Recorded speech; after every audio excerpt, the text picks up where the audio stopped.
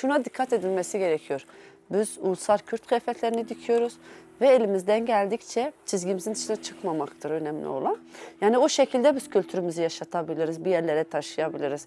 Yani dikkat ediyorum, yöresel kıyafetleri artık yöresellikten değil de gittikçe abiyeleşiyor.